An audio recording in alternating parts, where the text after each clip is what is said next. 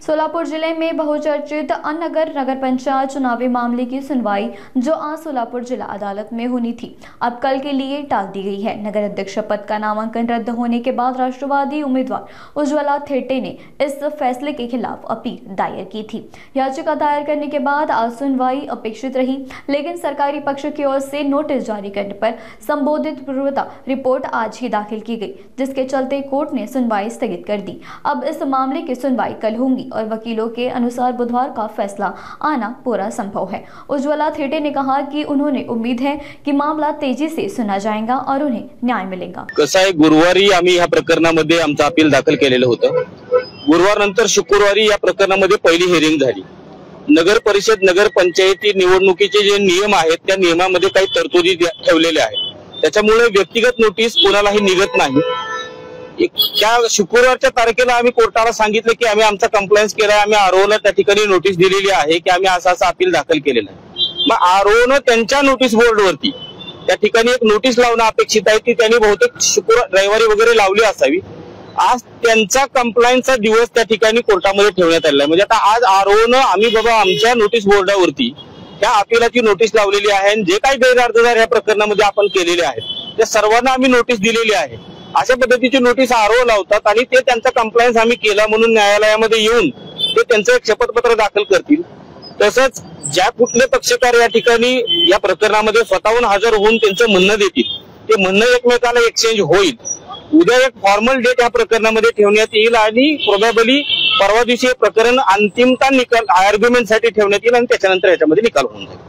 खरं तर सर, यामध्ये आपण काही आक्षेप घेतलेले होते सुरुवातीच्या टप्प्यामध्ये, हो त्यावरती अद्यापही त्या बॅकग्राऊंडवरती आपण ठाम आहात का आणि काय एकंदरीत अपेक्षित आहे? हो, निश्चितपणे आम्ही न्यायालयापुढे आमचा अपील अर्ज दाखल केलेला आहे।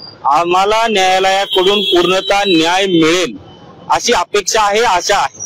शेवटी आपण न्यायालयाशिवाय कुठं जाणार आणि न्यायालय आम्हाला न्याय देईल। उपलब्ध परिस्थिती जी आहे ती परिस्थिती विचारात घेता न्यायालय न्याय देईल असं आमची या ठिकाणी अपेक्षा आहे। तर या सगळ्या प्रकरणामध्ये अपील दाखल झाल्यानंतर जी निवडणुकीची प्रोसेस आहे, आता 25 तारखेनंतर जी अपिलाची तारीख संपेल, त्यानंतर उमेदवार निश्चिती, उमेदवार जाहीर करणं ही सगळी प्रक्रिया पुढे पार पडत असते। ही प्रक्रिया आता थांबेल। या सगळ्या प्रक्रियामध्ये जोपर्यंत न्यायालयाचा निर्णय येणार नाही तोपर्यंत ही प्रक्रिया पुढे तसं सुरू राहील। निश्चितपणानं जोपर्यंत या अपिलाचा अंतिम निर्णय होत नाही तोपर्यंत या ठिकाणच्या निवडणुकीचा निकाल निवडणूक निर्णय अधिकारी यांना जाहीर करता येत नाही। जोपर्यंत निकाल होईल तोपर्यंत त्यांना हे बघा, त्याच्या पुढे जाऊन मी आपल्याला सांगतो, निवडणुकीचा कार्यक्रम जर आपण बघितला तर त्या कार्यक्रमामध्ये त्यांनी स्पष्ट दिलेला आहे ना की विड्रॉलची डेट दिलेली आहे। जिथं अपील झालेला असेल तिथल्या विड्रॉलची प्रक्रिया काय होणार आहे हे त्याच्यामध्ये स्पष्ट दिलं। निकालाची तारीख ही 3 दिलेली आहे। त्याच्यामुळं माझ्या ज्ञानाप्रमाणे निवडणूक निर्णय अधिकारी यांना 3 तारखेशिवाय निकालही डिक्लेअर करता येणार। मध्ये आधी बिनविरोध त्यांना प्रमाणपत्रही द्या। आता त्यांना जर वाटलं असेल किंवा बिनविरोध झालं तर त्यांनी त्या ठिकाणी प्रमाणपत्र द्यायला हवं होतं। तसं करता येत नाही, कायद्यात तशी तरतूद नाही। मुळात अपिलाची तरतूद आहे, सक्षम न्यायालयापुढे अपील प्रलंबित आहे। त्या प्रलंबित अपील जोपर्यंत निकाली निघत नाही तोपर्यंत त्याच्यात काही होणार नाही। याच्या व्यतिरिक्त मंगळवेढा संदर्भात देखील आपण एक अपील दाखल केलेलं आहे। काय नेमकं प्रकरण आहे आणि कशा पद्धतीने त्या बाबतीत हिअरिंग होणार आहे? हो, मंगळवेढा नगर परिषदेच्या अनुषंगानं सुनंदा अवताडे म्हणून ज्या तिथल्या कॅन्डिडेट आहेत त्यांच्या विरोधामध्ये देखील नामनिर्देशन पत्रावरती आक्षेप आम्ही त्या ठिकाणी आरोप पुढे दिलेला होता। त्यांचा मुलगा त्या नगरपालिकेला कॉन्ट्रॅक्टर आहे आणि त्याच्यामुळं त्यांना ती निवडणूक लढवता येत नाही। आई त्या ठिकाणी निवडणूक लढवते त्यांची।